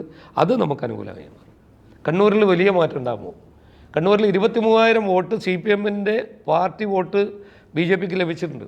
നിങ്ങൾ കഴിഞ്ഞ കണക്കെടുത്ത് 23,000, 13,000 വോട്ടാണ് കോൺഗ്രസിൽ നിന്ന് നഷ്ടപ്പെട്ടത്. അതൊക്കെ നേട്ടമുണ്ടാക്കിയ നമുക്ക് കോൺഗ്രസിനേക്കാളും വോട്ട് വരാൻ പോകുന്ന കണ്ണൂരിൽ അവരുടെ സംസ്ഥാന കമ്മിറ്റി ചർച്ച ചെയ്തത് എന്താ? കേരളത്തിലെ CPMൻ്റെ വോട്ട് ചോർച്ച, BJPയുടെ അസാധാരണമായ വളർച്ച, അതല്ല അവർ എത്ര ദിവസമാണ് ചർച്ച ചെയ്തത്. ആ തകർച്ച അവർക്ക് എന്താ പറയുക, തടയാൻ സാധ്യമല്ലാത്ത സാഹചര്യമാണ്. അത്രമാത്രം പാർട്ടി എന്താ പറയുക, അതിൽ നിന്ന് അഭിപ്രായ വ്യത്യാസങ്ങളുണ്ട്. ആരും കാണിക്കുന്നില്ല എന്നേ ഉള്ളൂ. പിണറായിയുടെ രേഖാധിപതിയായ പിണറായിയെ എത്ര കാലം ഇവരിങ്ങനെ സഹിക്കും? യഥാർത്ഥ കമ്മ്യൂണിസ്റ്റുകാരൊക്കെ പാർട്ടിയിൽ നിന്ന് പുറത്തു പോകാൻ, G. സുധാകരനെ പോലെയുള്ള ആളുകൾ പോലും പറയുന്നു. അയാൾ അവസാനം എഴുത്ത് കണ്ടില്ലേ, സുരേഷ് കുറുപ്പ്, G. സുധാകരൻ, പത്മകുമാർ, ഇവരൊക്കെ തന്നെ പാർട്ടിയിൽ നിന്ന്, ബേസുള്ള ആളുകളൊക്കെ തന്നെ പാർട്ടിയിൽ നിന്ന് അകലുന്നു. ഒരു മനുഷ്യനിലേക്ക് കേന്ദ്രീകൃത പാർട്ടിയായി. വികേന്ദ്രീകരണമല്ല പാർട്ടിയുള്ളത്. പിണറായിയിൽ ഒതുങ്ങിപ്പോയ ഒരു പാർട്ടി, പിണറായി പാറപ്പുറത്ത് നിന്ന് ആരംഭിച്ച ഒരു പാർട്ടി, പിണറായിക്കാരനെ കൊണ്ട് തന്നെ പാർട്ടിയുടെ അവസാനം ഉണ്ടാകുന്നതാണ് ഞങ്ങളൊക്കെ കരുതുന്നത്. എന്തായാലും BJP നേതാക്കൾ പറയുന്നത് അത്ര തള്ളിക്കളയാൻ കഴിയുന്ന കാര്യങ്ങളല്ല. കാര്യങ്ങളുടെ പോക്ക് ആ രീതിയിലേക്ക് തന്നെയാണ്. BJPയെ അവഗണിക്കാൻ കഴിയാത്ത ഒരു ശക്തിയായി ഇരു മുന്നണികളും കാണുന്നുമുണ്ട്. 2 മുന്നണികളുടെയും ചർച്ചയിൽ BJP കടന്നു വരുന്നതും അതുകൊണ്ട് തന്നെയാണ്. അടുത്ത നിയമസഭാ തെരഞ്ഞെടുപ്പിൽ വലിയ മാറ്റം ഉണ്ടാകും എന്ന് BJP നേതാക്കൾ പറയുമ്പോൾ നെഞ്ചിടിക്കുന്നത് UDFനാണ്, കോൺഗ്രസിനാണ്. അവർ പരസ്യമായി തന്നെ പറയുന്നുണ്ട് അടുത്ത തവണയും UDFന് അധികാരത്തിൽ വരാൻ കഴിയുന്ന ഒരു സാഹചര്യം കേരളത്തിൽ ഇല്ല എന്ന്. അതുതന്നെയാണ് UDF നേതൃത്വത്തെ അലട്ടുന്നതും. അതുകൊണ്ട് തന്നെയാണ് CPM BJP ഡീൽ എന്ന കാര്യം അവർ ആവർത്തിച്ച് പറയുന്നതും. ഇത് ന്യൂനപക്ഷങ്ങളിൽ ഏത് തരത്തിലുള്ള വികാരമാണ് ഉണ്ടാക്കുക എന്നതാണ് ഇനി കാത്തിരുന്ന് കാണേണ്ടത്. എന്തായാലും വലിയ ആത്മവിശ്വാസത്തിലാണ് സി രഘുനാഥ് ഉള്ളത്. അദ്ദേഹത്തിന് കോൺഗ്രസിന്റെ സ്പന്ദനങ്ങൾ അറിയാം, പ്രത്യേകിച്ച് കണ്ണൂർ രാഷ്ട്രീയത്തെക്കുറിച്ച് കൃത്യമായി അറിയാം. വരുന്ന തദ്ദേശ ഭരണ തെരഞ്ഞെടുപ്പ് ഒരു കേളികൊട്ടാകും എന്ന് അദ്ദേഹം ആത്മവിശ്വാസത്തോടുകൂടി പറയുന്നതും UDF-ൽ കോൺഗ്രസിൽ വലിയ പൊട്ടിത്തെറികൾ ഉണ്ടാകുമെന്ന് അദ്ദേഹം പറയുന്നതും ചിലത് മുന്നിൽ കണ്ടുകൊണ്ട് തന്നെയാണെന്നാണ് ഞങ്ങൾ വിശ്വസിക്കുന്നത്. എന്തായാലും കണ്ണൂർ വിഷൻ BMH ക്വസ്റ്റ്യൻ അവറിൽ ഇത്രയും നേരം ഞങ്ങളുടെ ചോദ്യങ്ങൾക്ക് വളരെ വ്യക്തമായ മറുപടി നൽകിയ സി രഘുനാഥ്, അദ്ദേഹത്തിന് ഇനിയും രാഷ്ട്രീയ രംഗത്ത് BJP-യിൽ വലിയ സ്വീകാര്യത അദ്ദേഹത്തിന് ലഭിച്ചിട്ടുണ്ട്. വന്നപ്പോൾ തന്നെ വലിയ ചുമതല അദ്ദേഹത്തിന് പാർട്ടി നൽകിയിട്ടുണ്ട്. എല്ലാവരുമായും വലിയ സൗഹൃദമുണ്ടാക്കാനും നേതൃതലത്തിലും ദേശീയ തലത്തിലടക്കം വലിയ സൗഹൃദങ്ങളും സ്നേഹവും ഒക്കെ സമ്പാദിക്കാനും അദ്ദേഹത്തിന് കഴിഞ്ഞിട്ടുണ്ട്. അദ്ദേഹത്തിന്റെ സ്വഭാവം ആ രീതിയിലാണ്. ഒരാളെ പരിചയപ്പെട്ടാൽ അവരോട് ഏറെ ചേർന്ന് നിൽക്കുന്ന ഒരു പ്രകൃതക്കാരൻ കൂടിയാണ് സി രഘുനാഥ്. അദ്ദേഹത്തിന് എല്ലാവിധ ഭാവുകങ്ങളും ആശംസകളും നേരുകയാണ്. രാഷ്ട്രീയത്തിൽ ഇനിയും ഉയരങ്ങളിലെത്താൻ അദ്ദേഹത്തിന് കഴിയട്ടെ. അടുത്ത ഒരു അതിഥിയുമായി നമുക്ക് അടുത്തയാഴ്ച വീണ്ടും കാണാം. നന്ദി, നമസ്കാരം. Thank you.